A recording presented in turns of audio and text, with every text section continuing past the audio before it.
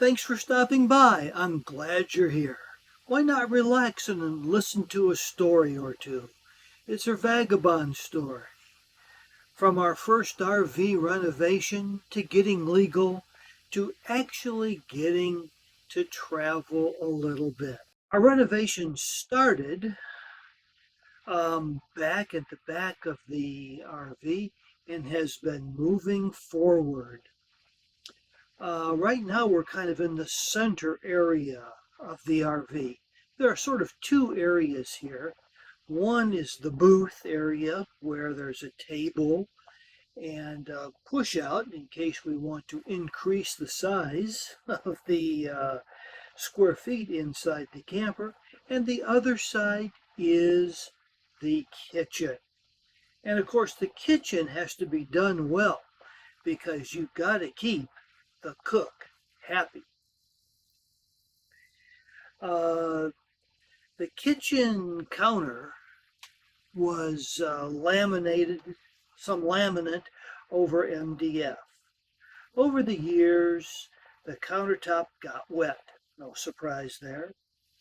Water leaked into the MDF wood, I guess it's wood, turning that part of the cabinet or the countertop into kind of a spongy mess. So that implies I need to make a new countertop. So the next step, remove the old countertop. That means taking out the stove and the sink. The stove is gas fired. I needed to use a couple of wrenches to pull the propane fitting off, and then that was just easy to pick up and take away. The sink wasn't really too much worse. The fresh water pipes, the trap, took all that apart and moved it away. There was a bunch of gaffer's tape around the edge of the sink. It took a bit to get that all cleaned up, but it wasn't too bad. The countertop is or was connected to the rest of the RV using half-inch square battens. Well, they were tacked into place with staples of some kind. Some of these battens and staples actually connected to the old cabinet or countertop. Still, it's damaged as the countertop was. I ended up breaking it into two pieces as I tried to take it out. I think the template will still be usable using the old countertop as a template. But I really was kind of unhappy that I busted it up. So I spent some time and, scribed the old countertop onto some new plywood. And I just cut out the new plywood using a circular saw and a jigsaw. And that worked out pretty well, but of course the cuts were pretty ragged. So for the straight parts, I used an old hand plane and straightened it up. Then there were some inside curves and some outside curves. So for the outside curves, I just used a little hand belt sander and kind of slowly sanded things into place. For the inside curve, I got a hold of a little handheld belt sander on my drill, and I just worked through that. I used a pretty high grit, so it took a while to get everything in place. But in the end, it actually turned out better than I had hoped. I turned over the edges, sort of bullnosed the edges of the countertop using a hand router. So that was pretty easy to do too. So hoping that I wasn't being too matchy, I think as Wendy describes it, I went ahead and used the same Gianni countertop paint that I used for the lavatory. Same 7 quotes, the same couple of 3 days to get it done. But I think the countertop looks okay, and Wendy said it was okay, except the plywood I bought was 1/2 inch thick. Well, the MDF was 3/4 inch plus the laminate on top. I didn't really think about that too much, but it mattered. The oven just fit in vertically to a shelf below the oven, and it didn't fit, and so the oven sticking up. So I tried to fix that a couple of different ways. I finally ended up putting some sort of plastic buttons. I think they might be for chairs or something like that. I put those in there, and that kind of worked. Uh, but finally, I had to take the whole thing apart, the whole stove and oven apart, move that shelf down about about an inch or so, put in some high temperature insulation because things were getting too hot, and put it all back together. Um, so my 1/4 inch goof uh, ended up being about an inch movement in the rest of the whole cabinet system. And that worked out really well. Oh, let's see. The inside of the cabinet, this is the lower cabinet, um, was a mess. The wires, the wood that held everything together was all messed up. A bunch of it was split out. So I spent some good time fixing all of that stuff up. And of course, spending lots of time with the vacuum cleaning up all those mouse tracks.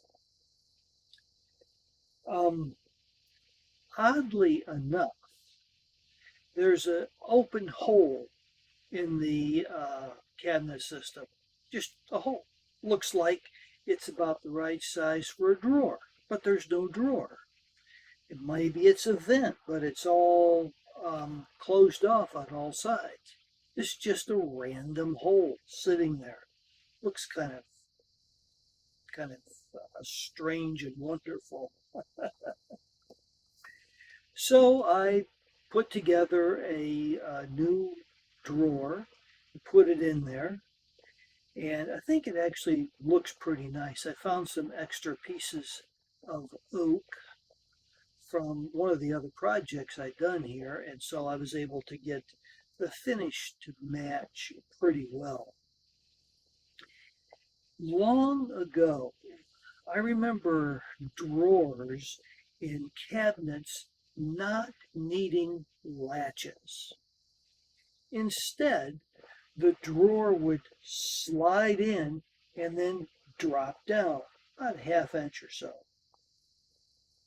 The drawers never came out when you were traveling down the road. You had to kind of pick up the drawer and then pull it out. So I thought, well, maybe I could do something like that, not have to spend money on trying to get some sort of fancy latching system.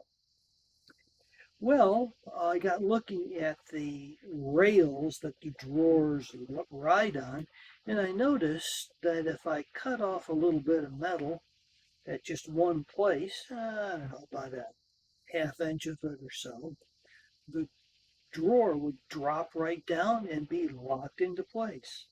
Since I had to buy a angle grinder to fix up the booth area, cut off those bolts and so forth, I decided, why not? I'll just do that. So I did that. And it actually works out quite nice. The drawer slides in, pops down, doesn't come out, at least hasn't come out so far. And I don't have to have any fancy latches or any other kinds of things to hold the drawer in place. So, you know, a little old-fashioned engineering from campers back in the day seems to work out well today too. So, I like that. Before I put the countertop back into place, I got this amazing idea. Wouldn't it be nice to have the kitchen area uh, covered with subway tile? That looks nice. It gives a nice clean uh, aspect to the kitchen, so I should do that. Well, sure enough, there's a Gianni painting system, sort of a kit that you can get. You can put in, little tapes, and there's a couple, three different painting processes that you go through. And pretty soon I had pretty good looking faux subway tiles all around the kitchen area. Wendy seemed to say that that was okay. So uh, that was how we did things. Then I put in the cabinet. Of course, I cut out holes for the stove and for the sink and put all that stuff together. That all worked pretty well. Many years ago, Wendy and I rented an apartment along the Atlantic coast. That was great, except for one thing. You couldn't have any coffee, you couldn't have any tea, because the water that came out of the spigot there at the apartment tasted horrible. So finally, Wendy decided we should get a little filter. You can get these little filter jobs that attach right to the output of the water in the sink. They're great. We did that. We tried it, and it really worked. We wanted to have that same thing here in the little wheelie house. So we bought one, and I went in to put it in place, and the faucet doesn't have a place to screw in the fitting for the filter. So I bought a new faucet and put that together. And once I got all that together, it works pretty well. Um, I kind of like it because the water tastes just fine. It has no taste at all, really. But I don't like it because it goes dribbling out really slowly. I don't know what that's all about. Anyway, we got that, we use it, and it works fine. Wendy found a hand cranked blender. So we got that. We wanted to put that in. In order to get it to set into place, I needed to get a clamp. So I built a little inset in one side of the cabinet, lower cabinet area. So we could put this inset in there and tie down, crank down the blender so we could blend stuff. And we actually have used it like what, twice? Three times? How many times?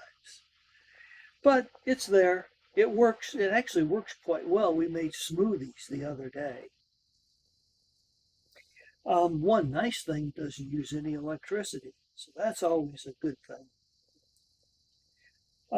Next to the kitchen area are four holes in the floor where that not very happy captain's chair used to sit.